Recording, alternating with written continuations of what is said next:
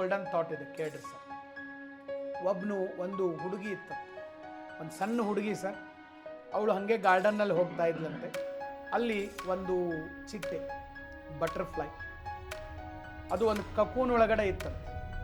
ಅದು ಒಂದು ಹಿಂಗೆ ಕ್ಲೋಸ್ಡ್ ಎನ್ವಿರಾನ್ಮೆಂಟ್ ಒಳಗಡೆ ಸರ್. ಅಲ್ಲಿ ಆ ಚಿಟ್ಟೆ ಇತ್ತು.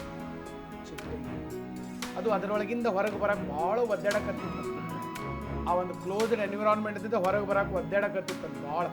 ಭಾಳ ಕಷ್ಟಪಟ್ಟು ಅದನ್ನು ಸರಿಸ್ಕೊಂಡು ಹೊರಗೆ ಬರತ್ತಿತ್ತು ಕಕೂನ್, ಆ ಕೂಡಿನಿಂದ.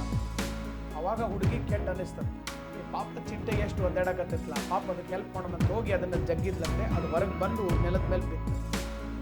ಆಮೇಲೆ ಅದು ಚಿಟ್ಟೆ ನೋಡ್ಕೋತ ಕುತ್ಕೊಂಡ್ಲಂತೆ. ಅದು ಹಾರಕ್ಕೆ ಬರ್ತಾ ಇಲ್ಲ, ಅದರ ರೆಕ್ಕೆಗಳಲ್ಲಿ ಶಕ್ತಿನೇ ಇಲ್ಲ, ಹಾರಕ್ಕೆ ಬರ್ತಾ ಇಲ್ಲ. ಆಮೇಲೆ ಅವ್ರ ತಾಯಿ ಬಂದು ಕೂಡ ಹೇಳಿದ್ರು, ಅವ್ರು ಅಳಕತ್ಲಂತ ಹಿಂಗೆ ಆಗ್ಬಿಟ್ಟು. ಅವ್ರ ತಾಯಿ ಬಂದಾಗ ಹೇಳಿದಾಗ ಗೊತ್ತಾಯ್ತು, ಇಲ್ಲ ನೀನು ಅದನ್ನು ತೆಗಿಬಾರ್ದಾಗಿತ್ತು.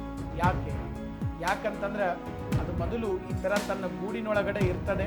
ತನ್ನ ಗೂಡಿನಿಂದ ತಾನು ಸ್ಲೋವಾಗಿ ಹೊರಗಡೆ ಬರೋಕ್ಕೆ ಪ್ರಯತ್ನ ಮಾಡ್ತದೆ.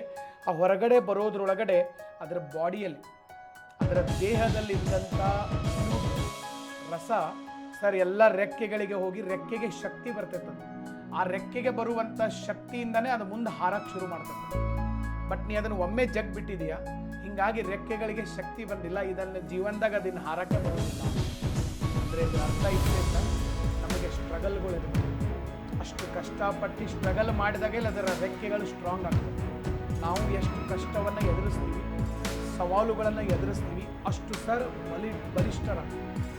ಬಟ್ ನಾವು ದೇವ್ರ ಮುಂದೆ ಹೋಗಿ ಏನು ಕೇಳ್ಕೊತೀವಿ, ದೇವರೇ ನನಗೇನು ಕಷ್ಟ ಕೊಡಬೇಡ ಅಂತಂದರೆ ನಮಗೆ ಸ್ಟ್ರಾಂಗ್ ಮಾಡಬೇಡ, ನನಗೆ ಕಷ್ಟ ಕೊಡು, ಆದರೆ ಅದನ್ನು ಎದುರಿಸುವಂಥ ಶಕ್ತಿಯನ್ನು ಕೊಡುವಂಥ ಬೇಡ್ಕೊಂಡು ಸರ್.